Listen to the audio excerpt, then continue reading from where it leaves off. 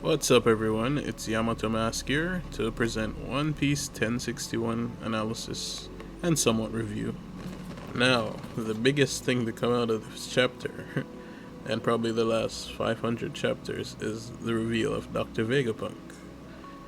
Not what we were expecting, right, guys? Oda does it again. Everyone was fooled. So let's talk about Dr. Vegapunk real quick. So I'm assuming it's a she, appears to be young and female.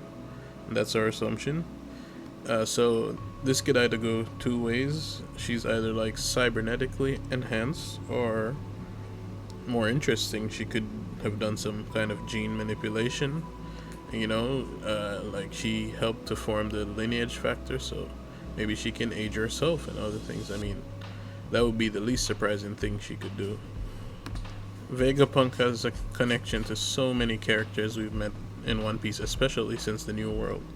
I mean, she used to be in the scientist group called Mads with Queen, Judge, Caesar, all those guys. And we all know, for better or worse, she was better than all of them, so imagine the things that she can do.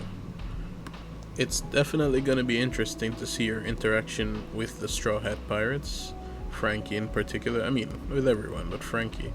He already seems to be a super massive fan, and we know during the time skip he used her designs to augment himself and the ship, so he should be learning a lot from her. We know she has some form of like moral integrity or moral compass from the stuff she's done. She doesn't just manipulate people like the kids on Punk Hazard.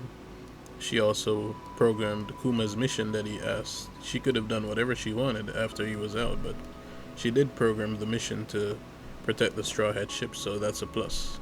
So I don't think she's completely evil, but time will tell. So that's Vegapunk.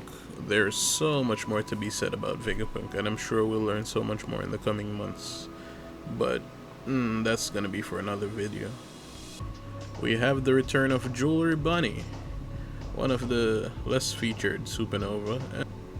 So, after Jinbei saves everyone, we get her interaction with Luffy. I think this is for the first time, actually. And of course, Luffy has no idea who she is. It's so funny. And she thanks them for saving her, but quickly asserts that, remember, we're enemies, so don't get too friendly. And of course, Luffy gives her the nickname, what was it, Bogey? Yeah. And then we get some confirmation of what was implied but wasn't explicitly stated, that they are really making a big deal about Luffy's wanted poster and the color of his hair, because she mentions that. And then immediately we see Luffy seem to display signs of Gear 5th, or some new level of mastery over his Devil Fruit, because he looks like what he looks like when he was in Gear 5th for a brief moment, so I'm not sure what's up with that. And man, was Oda dishing out the fan service this week. Like, while all of this is going on, you get a nice shot of Bonnie from behind and all of that stuff. And she has a bounty increase. This is the first one since post time skip. 320 billion berry it is. We don't know that much about her outside of that. I mean, apart from the few times we've seen her in the story, we know she has deep ties to the world government.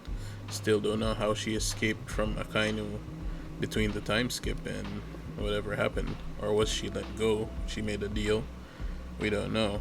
We know she has deep ties to Kuma as well, which is most likely the reason she's here, to probably to get Vegapunk to undo some programming or something. But yeah, all of this will be interesting to see where this goes.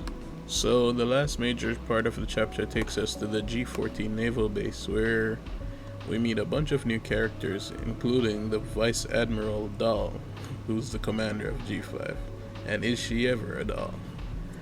Yeah, we also meet some other interesting characters who seem to be concerned about Koby, and interestingly enough, they mentioned that, why don't we deploy a Seraphim? I think Helmeppo mentions that, which implies that the Seraphim are kept at Egghead Island, which makes sense because Dr. Vegapunk would be their creator. As far as these Marines go, I have low expectations for them because Vice Admirals have been underwhelming since the start of the New World, and pretty much Luffy's a Yonko crew now. They even Usopp and Frankie Brook, they could hold their own against Rear Admirals. We only have seen a few Rear Admirals. I mentioned Drake was a Rear Admiral before he defected, and a few others. We got this new guy, Prince. He seems pretty cool, but let's see what he does. Yeah, so overall a very interesting chapter. There was some story progression, and we got a lot of world building also, and it's setting the stage for a new arc essentially. Hopefully we see what this 500 year in the future island has to offer and all the secrets of Dr. Vegapunk. So I look forward to it, and I hope you guys enjoyed. Drop a like and subscribe if you liked.